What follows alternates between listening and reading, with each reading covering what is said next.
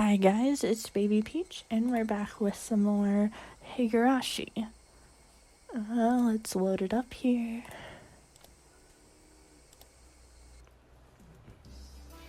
After arriving home, I quickly made preparations to head out once again. I had agreed to meet with Reina to dig Colonel Sanders out of that mountain of treasure from before. Mom, do we have work gloves? I need towels too. Aren't they in the shed out back? The towels are by the sink. All right, now I was all ready. Looking at me, my mom stared quizzically. What's going on, Keiichi? Where are you headed to in that getup? If they come to dump again illegally, he'll be buried completely and it'll be impossible to dig him out. And if that happens, Reina will undoubtedly go after the Colonel Sanders in front of the fried chicken place in town. A bit of excavating so my classmate doesn't become a criminal. Well, don't be out too late. Mom returned to the kitchen with a puzzled expression still on her face. Cutting through the woods as a shortcut to the dam site, I ran into someone. It was Tomotaki's-san, probably taking pictures of wild birds again with that precious camera of his. It couldn't be that all he took pictures of was handsome young men in the twilight. Hey, long time no see. Keiichi-kun, right? My due regards. I expelled the rude imagery from my head and greeted him without inciting anything.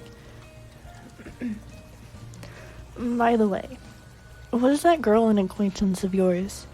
He was probably talking about Reina. Guessing by the way Tomotaki's-san was shaken up. What was that all about? She was walking around with an axe. And she was laughing with a huge smile across her face. That was Reina, without a doubt. It was probably because she could take it home today, so she couldn't hide her excitement. I hid myself because I thought it might be dangerous. Should I call the cops to be safe? Well, it certainly would be quite the spectacle for a girl of her age to be roaming around with an axe. Tomotaki's-san reaction was the epitome of illogical. It's fine, just leave her be. She's just wandering around looking for more victims. Tomotaki's-san was alarmed by my crass response.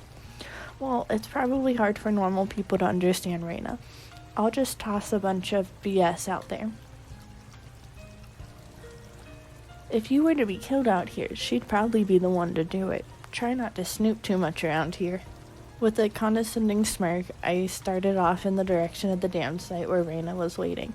Before I got too far, Tomotaki's-san abruptly called out to me.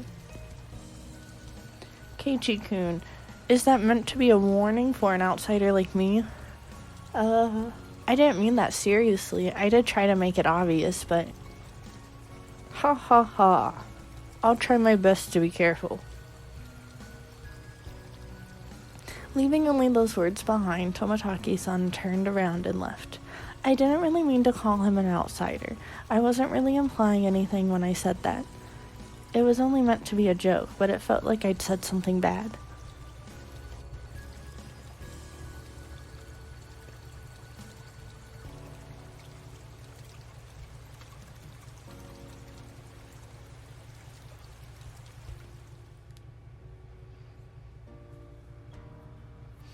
Keiichi-kun, I was waiting for you. Let's try our best today.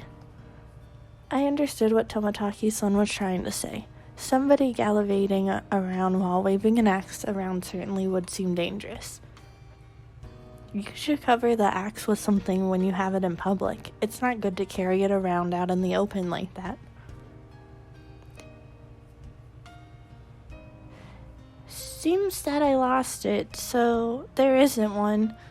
Thinking about it, there really was no need to try to keep up appearances.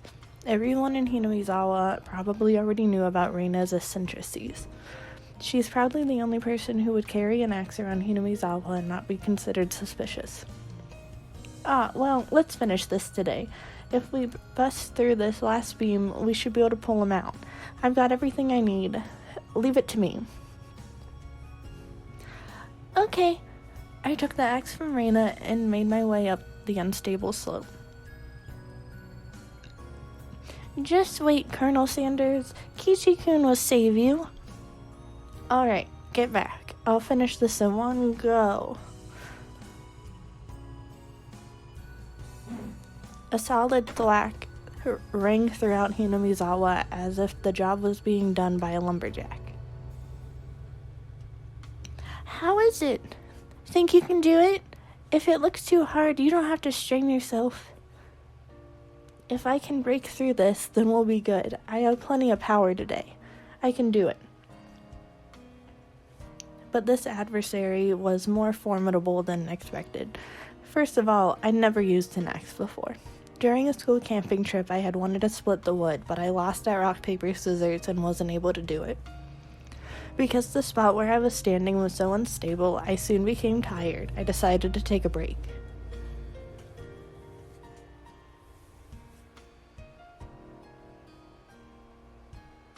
Reina had already spread out a tarp and laid down some tea and sweets.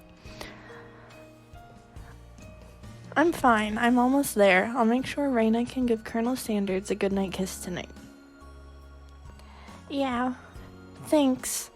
Giving Colonel Sanders a goodnight kiss. How? Come to think of it, Reina, you're a transfer student too, right? Where did you live before? I asked her nonchalantly while drinking tea.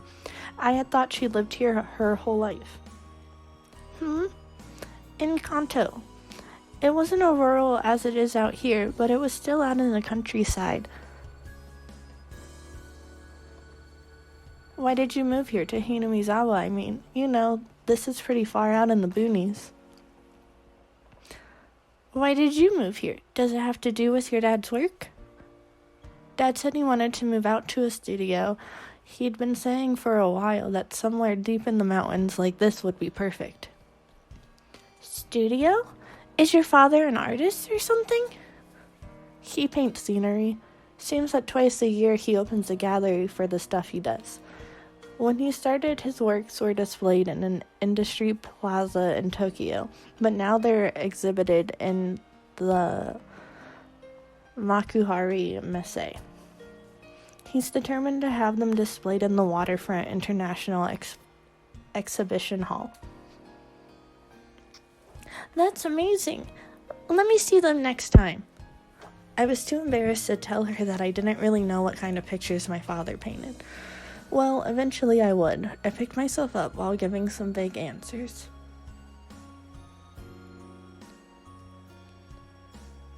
But you transferred in the middle of the semester, didn't you? Wasn't that a hassle? Not really. I was getting bored of the city anyways. I was trying to get answers from Reina, but I ended up being the one giving out all the answers. With a bit of a worried smile on my face, I grabbed the handle of the axe and headed back to the worksite.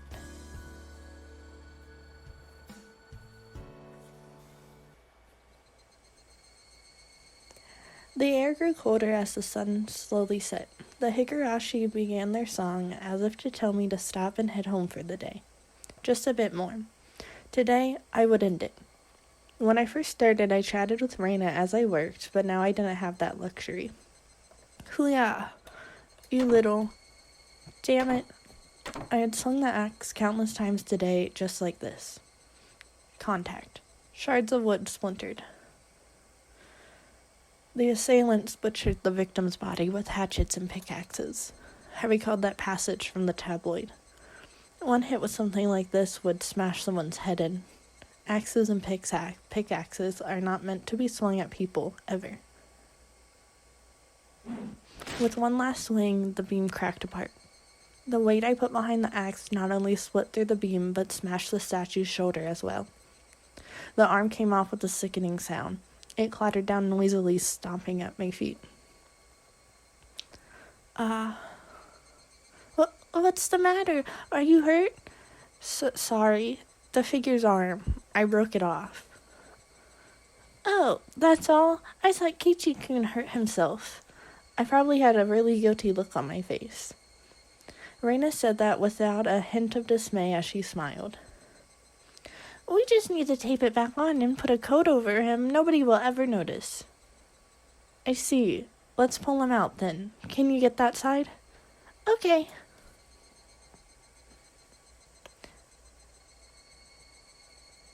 Seems they haven't been able to find one of the arms, you see. I laughed dryly at how pathetic I was for considering the arm flopping down and rolling to my feet to be such a bad omen. Both Reina and Mion knew how sickening that incident was, so they pretended that they didn't know. I had looked it up all by myself, and shamefully enough, I was scared. You're pathetic, Keiichi Maibara. All right, Reina, let's do this in one go. Ready? And... Whoa! We did it, Keiichi-kun. Yay! The right time to give 3 cheers. That moment of 2 days of work bearing fruit. He who was brought to Hinamizawa covered in filth to meet his end, instead we were able to welcome him back. You're pretty lucky, Colonel Sanders. Your new master is a pretty decent person. Wow, Colonel Sanders, he really is cute. It didn't matter that he was dirty. Reina nuzzled him cheerfully with her cheek. I was dead tired, but seeing Reina's happy face made it all worth it. I'll help you carry it back. It'll be bad if it gets dark. Yeah, right. I really want to thank you, Keiichi-kun. I won't forget this. Think really hard about what you'll do to repay me, okay? What? Whoa. I wonder what kind of repayment, I wonder. For now, I just hold back my evil cackle. We were ready to take it to her house, but we couldn't go like this. We rolled the statue up in the tarp and lifted him. And so Jack and Jill went down the hill carrying a human-sized bag and an unsheathed axe. I prayed that we wouldn't run into Toмотaki-san. If he saw us here and took a picture, we'll need to get rid of him, LOL. Is that meant to be a warning for an outsider like me? Something struck me as odd about the words Toмотaki-san, unable to grasp my sense of humor, had left behind.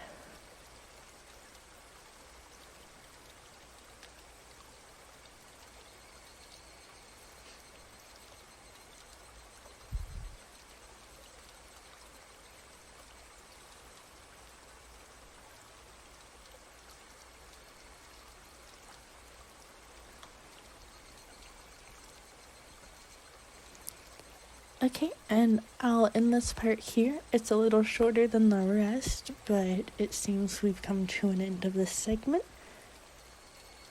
So we'll pick up some more in the next part. See you guys soon. Bye.